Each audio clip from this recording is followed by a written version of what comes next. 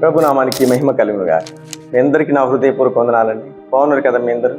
చూడండి, మన దేవుడు మన పట్ల ఆశ్చర్యకార్యములు చేసే దేవుడు. మామూలు కార్యాలుగా గొప్ప కార్యములు, ఘనకార్యములు, ఆశ్చర్యకార్యములు తప్పకుండా నీళ్ళ కూడా చేస్తాడు. చూడండి, మనం మన కుమార్తెకు వివాహం జరిగించాలంటే ఆ పెళ్లి కొడుకు వివరాలన్నీ తీసుకుంటాం. అతను ఏ జాబ్ చేస్తున్నాడు, వారికి ఆస్తి ఎంత ఉంది, వారికి ఇల్లు ఉందా, మరి వారికి భూములు ఎన్ని ఉన్నాయి, వారి ప్రాపర్టీ ఎంత అని అన్ని వివరాలు కనుక్కొని ఆ అమ్మాయికి అతడు తగ్గితే, ఆ అమ్మాయికి అతడు మరి సూటబుల్ అవుతే అప్పుడు ఆ యొక్క వివాహాన్ని ఓకే చేస్తారు.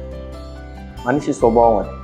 అదే ఒక ఇంటర్వ్యూకి వెళ్ళినా కూడా ఆ కంపెనీ వాళ్ళు మరి ఇంటర్వ్యూ చేసేటప్పుడు ఇతడు ఈ జాబ్కు అర్హుడా, మంచి తెలివిగలవాడేనా, మంచి జ్ఞానవంతుడా, ఇందులో ఈ అబ్బాయికి మనం జాబ్ ఇస్తే మంచిగా చేయగలడాన్ని తన ఫైల్ అంతా చెక్ చేసి అర్హుడు అయితేనే ఆ జాబ్ అతనికి ఇవ్వడం జరుగుతుంది. కానీ మన ప్రభు ఏంటి? తృణీకరించబడిన వాడిని, వెలివేయబడిన వాడిని, మరి వెర్రివారిని ఎన్నుకొని లేవనెత్తే దేవుడు. మీకు మాట జ్ఞాపకం చేస్తాను.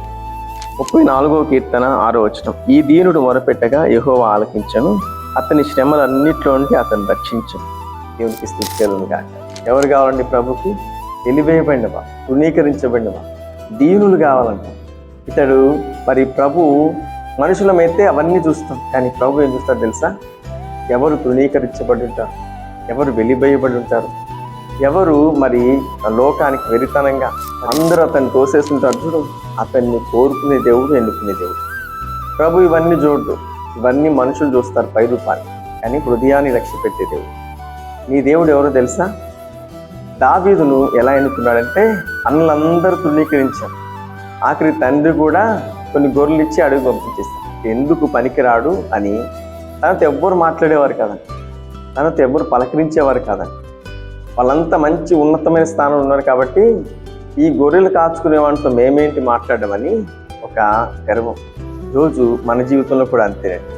డబ్బు ఉంటే ప్రేమిస్తారు, ఆస్తుంటే ప్రేమిస్తారు, మరి మంచి పలుకుబడి మంచి పేరుంటే ఎదురుపడగానే బాగున్నారా అండి, నేను గుర్తుపట్టావా అన్నట్టుగా మాట్లాడతాను. కానీ మన ప్రభు నీకు ఎదురుగా వచ్చి నేను నిన్ను దీవిస్తానని చెప్పేది, నీ దీనత్వాన్ని తగ్గింపును చూసి మరి నిన్ను హెచ్చించేది. దావీదు ఆ సింహాసనానికి అర్హుడు కాకపోయినా తీసుకెళ్ళి సింహాసనం మీద కూర్చోబెట్టాడు. దీనుల మొర ఆలకించే దేవుడు, దీనులను హెచ్చించే దేవుడు, దీనులను ఘనపరిచే దేవుడు. మనుషులు లక్ష్య పెట్టినట్టు ప్రభు అలాంటివి చూడు, అలాంటి అవసరం లేదు ప్రభు. ఆయన తృణీకరించబడి వెలివేయబడిన వాడిని కోరుకొని తీసుకొచ్చి గొప్ప ఘనత ఇచ్చి కిరీటాన్ని పెట్టి ఘనపరిచేది. ఈరోజు నువ్వు అనుకుంటున్నావు, నా జీవితం ఇంతేనా, నా పరిస్థితి ఇంతేనా, నన్ను అందరూ మరి తోసేస్తున్నారు కదా, చులకనగా చూస్తున్నారు కదా, అపహాస్యం చేస్తున్నారు కదా. ప్రభు నీ దగ్గరికే రాబోతున్నాడు, నిన్నే ప్రేమిస్తున్నాడు, నిన్నే హెచ్చించబోతున్నాడు. నీకు రైట్ టైం, మంచి సమయం సమీపంగా ఉంది. భయపడకు, నీ దేవుడు తప్పకుండా నిన్ను ఘనపరచబోతున్నాడు. ఈ మాట ప్రకారం ప్రభు నేను స్థిరపరిచి ఈ వాక్యానుసారంగా నడిపించుగా. ఆమేన్. మీ అందరి కోసం చిన్న ప్రార్థన చేస్తాను. మహాపరిశుద్ధుడా, మహోన్నతుడా, నీకు స్తోత్రం. ఈ మాటలు వింటున్న ప్రతి బిడ్డలనైనా నువ్వు కోరుకునే దేవుడు అని, ఎన్నుకునే దేవుడు అని, దీనులను మరి ఘనపరిచే దేవుడు అని ప్రతి బిడ్డలు తెలుసుకున్నట్లు సహాయం అనుగ్రహించండి. ఏది ఏమైనా దేవుని వైపు చూసే మనస్సు ప్రతి వారికి దయచేయమని యేసు నామంలో ప్రార్థిస్తున్నాం పరమ తండ్రి. ఆమేన్. వీడియో చూసిన ప్రతి ఒక్కరూ లైక్ చేయండి, షేర్ చేయండి, సబ్స్క్రైబ్ చేయండి. మీకు తెలిసిన వారందరికీ వాక్యాన్ని పంపించండి. ప్రభు నిన్ను, నీ కుటుంబాన్ని దీవించుగాక. ఆమేన్.